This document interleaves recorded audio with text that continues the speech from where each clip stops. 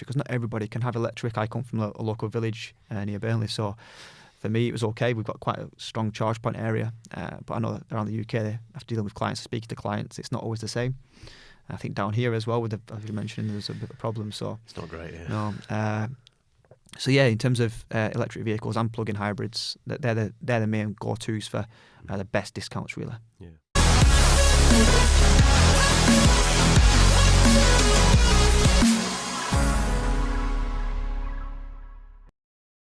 Hi guys, welcome back to the Armchair Show. I'm your host Mark Ellis, and I'm joined today by Jordan Webb of Hippo Fleet Solutions. How are you doing, Jordan? I'm very well, thank you. Yourself? Very well, thank you. Not too bad at all. Your first time in the Armchair studio? Yeah, first time. Come all the way down from sunny Burnley, Blackburn Way. So yeah, it's been a good drive down, and yeah, happy to get started. Absolutely. So just tell us a bit about yourself in terms of what's your role at Hippo? So my role at Hippo since January this year really is the business manager, taking on the commercial channel of vehicle arrangements, sales, financing, and really building a brand, because it's not something really we've had before internally. It's always been a collective sales team, so to speak, and we've split the channel into consumer and commercial really. Okay. And under commercial there's a few different facets to what we offer. Yep. What are those facets? What's the key things? Starting with commercial vehicles, so to speak, so vans and fleet solutions for that, and namely a big one this year has been salary sacrifice, which has taken the industry by storm really in terms of involvement and procurement rates and acquisition rates. So yeah, it's been strong. Busy year then from the sounds of it. Yeah, it's been good. It's been good to learn something new as well. Obviously, within our industry, things change a lot. There's a lot of innovative new solutions and offerings and variables that change constantly. There's always another company offering something new, so to keep up to date and make sure we've got them solutions in house really. Keep you on your toes. And in terms of your journey into the industry, what's your background?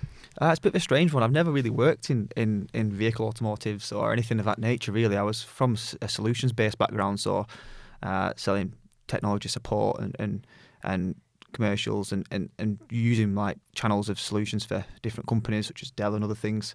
And then within where I work now at Hippo, I knew people, I had friends here, and they told me about the package and what they could achieve here, and I came across into normal consumer sales originally, and then obviously worked up from there. Did you see yourself getting into the automotive industry, or is it something that's just kind of happened? Honestly, probably not. No, I've never really been a huge advocate of, here's a new car, here's this, here's that. Obviously, I'm attracted to the cars that we offer and sell. But yeah, from when I was 23 when I joined Hippo, 24. Yeah, I never really had a huge interest in cars. I was more about solutions, and I thought I was quite good at the technology side of things and working with our competitors and what I was used to doing and my training within my background. So yeah, and then just swap over, quickly acclimatised, and you have to learn a lot about the industry very quickly in vehicle sales. So yeah. Yeah, I think a lot of people we've had on this show are the same. They haven't come through the normal channels or the kind of perceived route that you take into this industry. So it's you're not alone in that at all. We've had all sorts of different journeys that have happened. How long was that journey, just out of interest? So from the point of sort of leaving education and then ending up where you are now, does it feel like it's been a long time? Or yeah, I'm 29 as of last 3-4 weeks ago. So yeah, it's 11 years of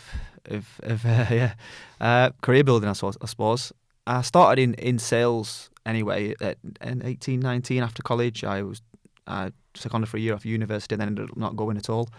And then I worked in a sales account role, and then moved into like an associate based role, which involved training salespeople, then team leader and then business manager at the company I was at. And then after 4 or 5 years being there, I think 23, 24, then I came to Hippo and worked up the channels again. Nice. And talking about the business as it is now, what do you think you guys do particularly well? What's your strengths? Well, we're a dealership, so we cover a lot of different variables in the industry. Like you can go to our competitors, for example, let's say Select Car Leasing, and they'll sell you a new car based on contract hire. We do everything in terms of having the cars, the stock, the used options, the new options, the procurement levels, the financing, the brokering. All of it really is catered to under our umbrella of Hippo Vehicle Solutions, and then under that is Hippo Fleet Solutions, Hippo Leasing, Zero Deposit Leasing. There's 10, 12 different companies within that. So yeah. How does that look from the customer's perspective? Because I'm guessing it's not all of that isn't there straight away, is it? It's is it a case that they come into contact with the element of the business that makes most sense for their part of the buying journey? Yeah, it's smart marketing, we call it. So whatever you're Googling, whatever you're searching for, you'll be offered the solution best for you and your circumstances, whether that be, I don't know, for example, bad credit customers, whether that be good credit customers, whether that be somebody looking for 10 cars on a business, whether it's a new business startup, different variables apply. And yeah, just making sure we've got an option for, we try and say 99% of people out there really. So yeah. Do you have much direct contact with customers? Is it something? I guess from your role, do you interact with them directly, and how does that, if you do, how does that kind of take shape? Yeah, so it's changed a bit over the last 3 months as I've expanded the team that I manage. But I deal a lot with board level detail, so directors, corporates, tendering processes, making sure we're fulfilling our obligation to offer our services to certain businesses and public sector, private sector, etc. So I do deal with that respect, and I also do get involved in the nitty-gritty with employees and fleet sales and finding the needs, or generating their needs analysis and finding out what car is going to be best for them within the business they work for. So yeah, I do still get involved. I like to get involved. I like to get stuck in because be on the ground. You're saying earlier that you're probably going to be seeing someone today, and it's certainly a change to what we've seen over the last few years, isn't it? And in terms of how do customers find you? Is it all web driven, or is there a mixture of? Routes? Majority of it's web driven. We've got a large organic sway in terms of the industry. We're a large, well, I think one of the largest independent leasing companies in the UK now, so it's going strong in that respect. And obviously with the business side of things, a lot of referral and detail from there. We've got certain customers that have got 10, 15 businesses on the same business parks that have referred us due to good quality of service and SLAs and things. So yeah, that's in the main how we work. Obviously we've got PPC as well, which is Google AdWords, the notorious one, so, and SEO as well, yeah, so we cover it all really. Yeah, and in terms of what your business is aiming for this year, I know we're kind of coming. Where are we? October. And the year's nearly ended, hasn't it? But are the goals that you've had this year that you've hit, or the things that you're kind of reaching towards? Yeah, definitely. If I namely drill down into Salary Sacrifice, so to speak, we've launched it in February. So soft launch ran till the end of September, and we launched on the 1st of October, 2nd of October, I think was the Monday. So we launched full live then. That includes new CRM systems, new websites, everything. And yeah, we were ahead of target anyway. Even soft launch, we were quite taken aback by how quickly we acquired and the acquisition rates that we achieved, which was really strong, and it put us in good stead to say, listen, this is what we're going to put forward for Q4 and then going into Q1 next year as well. So yeah, it's going strong. How do you see next year panning out? Is it much of the same, or? No, it's full scale ramp up really. That's the way we call it. Yeah, we're looking at a mass expansion of the department. We're currently at 4 heads, so it's very small in terms of the sales heads. We've got a scale up to get to 24 by the end of next year, if achievable, which I think it definitely is achievable from the way we've worked our forecasting and the plan of action really put in place. And then moving forward with that, I've developed a 3-year plan really for Salary Sacrifice. So yeah, it's mainly adhering to that year on year to make sure we're not too far behind as we accrue the stats really. And the salary sacrifice element is driving a lot of this from the sounds of it. Yeah, it's the key fundamental of the department, to be honest. It's so for people who aren't aware of what that is, can you just give a brief explanation? So salary sacrifice is an employee benefit that your employer offers you to take a vehicle lease, which we call it includes all the trimmings, so tax, tyres, servicing, breakdown, insurance, charge points, termination protection, all of the things that you need, and it's all managed through a HMRC governance portal, which is like a tax portal that you get. Yeah. And then from there, obviously, you can choose the car you want and spec the deals you need, really. And it's a fraction of the cost. Like you can save between 40 and 60% of your lease. I don't mind using mine, for example. I drive the i4. And mine's on salary sacrifice, and yeah, I think I save 48% across a normal lease cost. Wow. And that includes everything. Like I've got tax, tyres, servicing, breakdown, insurance, charge point installed. I couldn't complain really. Nice, everything you need. Is it purely for electric? For EVs, or? The best benefits sit with electric, definitely. 2% on BRK for the next 2 years, then 3%, then 4% as announced. There is, plug-in hybrids are also a strong option if you can't have electric, because not everybody can have electric. I come from a local village near Burnley, so for me it was okay. We've got quite a strong charge point area, but I know that around the UK, after dealing with clients, speaking to clients, it's not always the same. I think down here as well, as you mentioned, there's a bit of a problem. So it's not great, yeah. No, so yeah, in terms of electric vehicles and plug-in hybrids, they're the main go-tos for the best discounts, really. Yeah. What's the biggest misconception about your sector? Misconceptions. I'd probably suggest something to do with the pricing and availability. Like everybody we speak to, is just a struggle about cars? Is there problems with factories ordering and things? And to be honest with you, it's not really.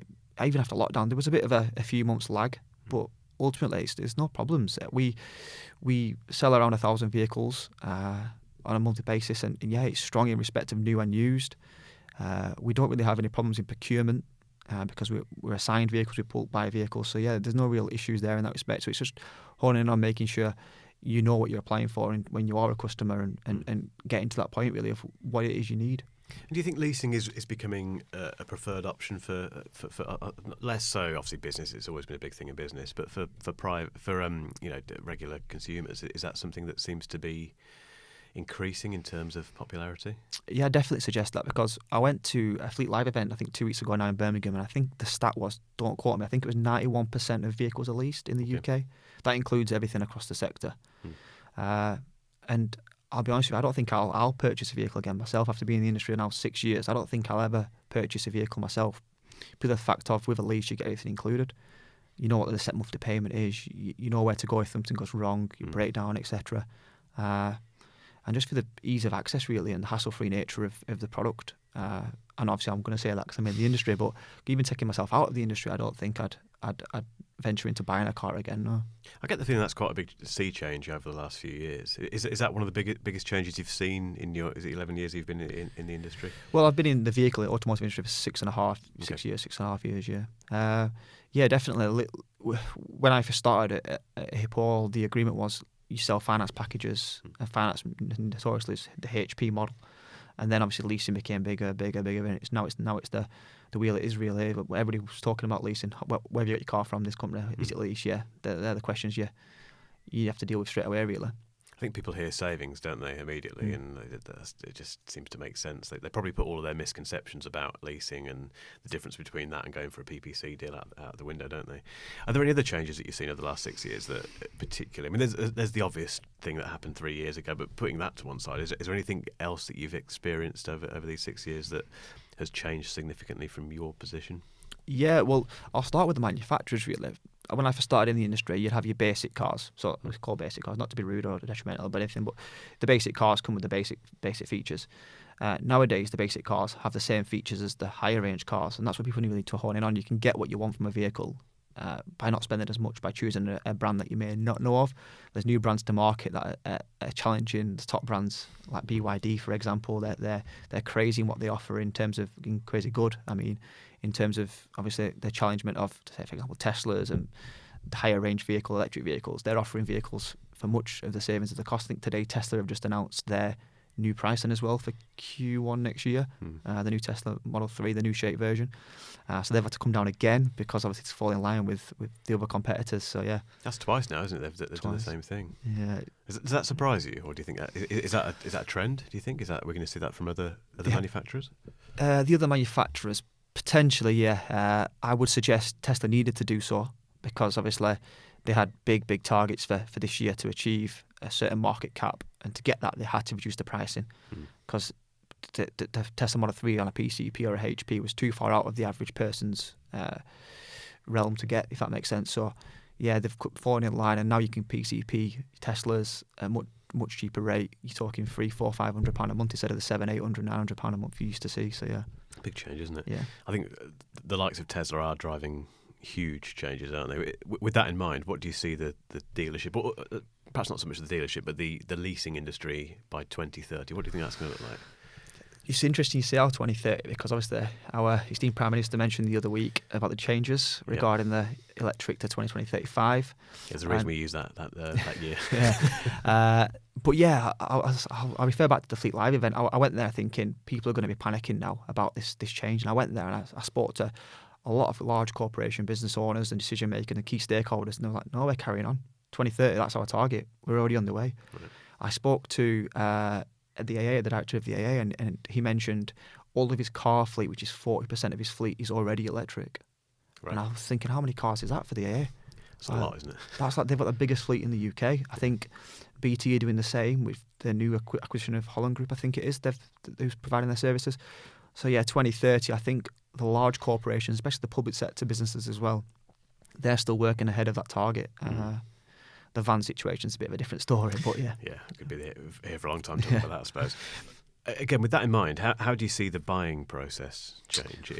Are we at a point now where it's going to be as it is for the next few years, do you think, or is it still developing in the way that people come to having a car arrive on their drive, literally sometimes? It's difficult. I'll refer back to the buying process at Hippo and try and link that to the consumer journey, if you like, because at Hippo Group, we stock over, 1,500, 2,000 vehicles at any given time. And we used to have, an arm of, say, 50, 60 electric vehicles. Now percentages, we're talking 25, 35, 40% of our stock is electric. Right. And that's purely for the fact of demand's increased. So we're purchasing the vehicles that we know are selling, and that's based on what our customers are applying for. So yeah, I don't really get involved as much in the consumer amounts, but that tells you all you need to know in respect of we're buying more electric vehicles, so are our competitors. Yeah. There's a demand for electric vehicles at auctions and everywhere else, and suppliers. And that's purely for the fact of consumers are buying more electric vehicles. Yeah. How did you find I suppose your journey might be slightly different because you're working in the industry, but how choosing your car, how was that? Did you enjoy the process, or did you get a shortcut based on who you are? I don't know. No, I didn't. So I've had 2 electric vehicles. I had a Polestar for about 5 weeks before I had my current car. And just to test out an electric vehicle and check what it was like, and I enjoyed it. I was actually going to pursue the Polestar, and then the i4 came up. And I'll be honest with you, the reason why I chose an i4 is purely the fact of it doesn't look like an electric vehicle. It looks more of a normal vehicle, so to speak. So I like that about it. And for me, the journey was quite simple. I mapped out my charge point situation. I had a bit of a sticky problem with my charge point, to be fair. I was on the same loop as my next door neighbour with electric. And obviously, thankfully, I was in with the government grant and they fixed it, and it took a few weeks to get the charge point installed. But yeah, I chose it. I think I test drove it on the day I applied for it, and it came from a local BMW garage, and yeah, it was easy, seamless, really. Quite a simple process. Was it easier than cars you've owned in the past, or? Yeah, in a way that I wasn't honed in on buying. I'm in the industry, so it's a bit different, but I wasn't forced into, this is what you need, this is what you need, this is what you need. My car came with everything that I needed to come with. There was 10 spec levels. The car is inclusive of the things you need. You choose your spec based on that. You set your mileage and your terms, and then your quote comes out nice and simple on a lease deal for electric vehicles especially. So yeah, nice and simple in that respect. Nice, that's what you want. I suppose lastly, just thinking about people who are coming into this industry. Obviously, you've been in this a number of years now. What's your advice to people who are perhaps watching this or listening to this and thinking, I want to do what Jordan's doing? The industry is always changing, and I like that because it keeps you, in short term, on your toes. There's a lot of things to learn, and there's always something new. And again, that's a big positive for me. You never stopped, you never stationary. You're always looking, what's the next thing? How do I get into that? How do I learn this? And it's rewarding. I'll be honest with you. There's a multitude of different options there for you in terms of the leasing industry, where you can work in the finance sector of it, you can work in the hard front sales of it, you can work in showroom sales. And at Hippo, we cover it all, so we have different departments for each, and I've been involved in different departments for each.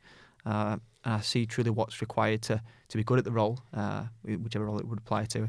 And there's a lot of information there for you to learn and build a real career in the industry, which is what we try and hone in on at Hippo, looking after the staff and making sure, obviously, everybody's working in the right direction under the same company ethos and the culture that you need. Because obviously sales is hard, no matter what industry you're in.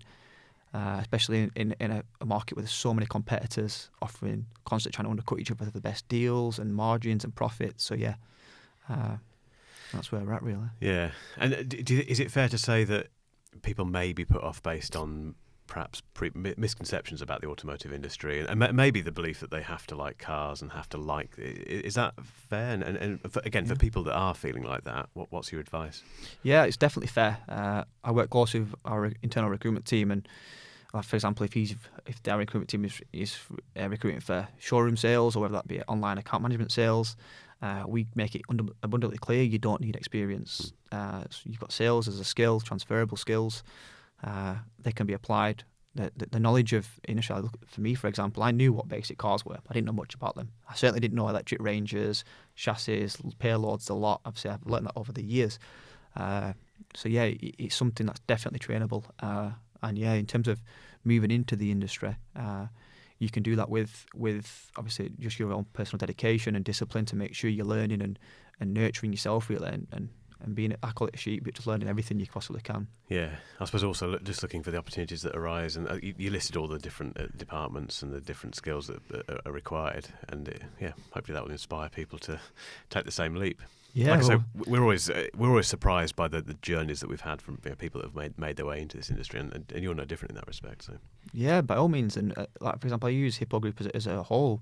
We've got a multitude of different options available in terms of job offerings because of our expansion and our growth. I think when I started in the business, there were less than 100 staff. There's now over 450 staff in 6 years. Like that's growth in terms of, it's massive growth. I've worked in a few different corporate companies, and I've never seen that before.